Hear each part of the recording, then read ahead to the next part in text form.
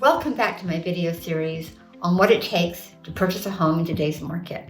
This is a series of 3 videos, each lasting about 5 minutes, and this is video number 3. In the first video, we covered what does it take to prepare yourself, everything from getting pre-approved to making sure your finances are in order to hiring a real estate agent to represent you.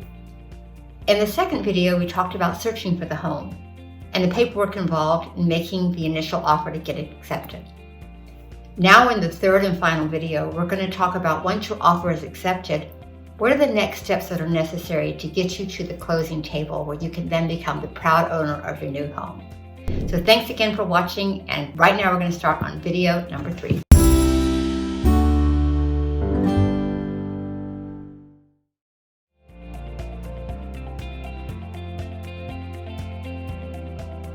So congratulations again.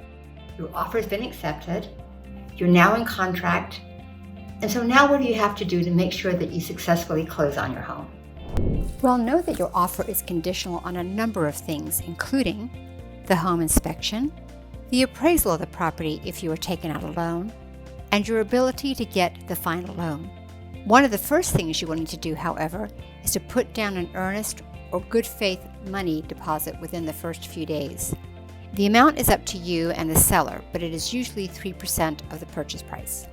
This money is then deposited with a neutral third-party closing attorney or escrow company, and your dollars will be safely held in a trust account while you are in contract. If for any reason you cancel while still in the inspection period or before the loan appraisal or loan contingency is up, you are entitled to get your earnest money back. But if for any reason you are in breach of contract, the seller is entitled to keep your earnest money deposit. So you want to make sure you are always performing according to the contract, as we never ever want you to lose your earnest money, ever. Now, we said your offer is conditional on 3 things, including the home inspection. You will hire a general inspector to check out everything from the roof to the attic, including everything in between, such as electrical systems and outlets throughout the house. It is critical that you know the exact condition of the house so you know if something is a total deal breaker. Then, depending on what your inspector says, you might go deeper and have a detailed roof or sewer inspection done. There are a lot of other inspections you can have done, so check with your real estate agent on these. Even though the sellers are obligated to give you a complete report, noting anything that is wrong or might have happened to the house since living there, they may also be things they do not know about. Maybe, for example, the house has a fireplace that the current owners never use, and they are unaware there is a crack in the chimney. You will want to know these things before purchasing the home. So let's talk about the appraisal. This is different from the inspection. This is where the bank sends out an appraiser to make sure the home is worth what you have offered to pay for it. And remember, while the bank is working on getting you your final approval for your loan, please do not make any large purchases such as leasing or purchasing a new car, or anything that might throw off your credit and affect your ability to qualify for the home. Keep in mind that if major unknown issues are found during the inspection contingency period, you may cancel and get your deposit back. If, for example, the property did not appraise for the price you have offered to pay for it, you can ask the seller to drop the price, and if they do not agree, you may cancel and get your deposit back. If interest rates go up by a full point and you no longer qualify, as long as you are in the allotted contingency timeframes in your contract, you may cancel and get your deposit back. Make sure you are performing to the contract, however, so you are not at risk of losing your deposit. Also, make sure you respond quickly to your loan officer. If, for example, you agree to a 40-day close, and because you are slow in responding, it is going to take up to 50 days, the seller does not have to agree to give you an extension.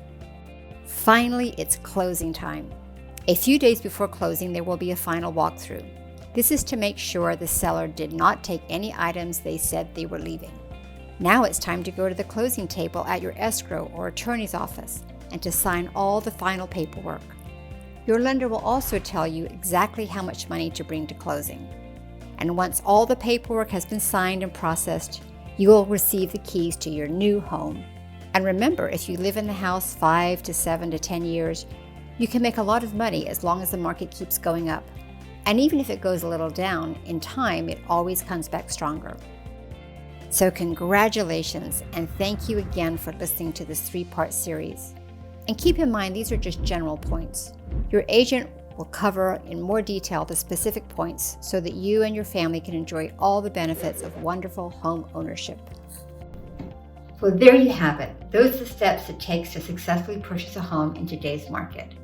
And we hope that if you liked what you learned, that you will share this link with families and friends and subscribe. And also, we always welcome your comments and thoughts and suggestions and ideas about what else to cover in the world of real estate. So thank you again so much for watching, and I look forward to seeing you on our next video. Take care.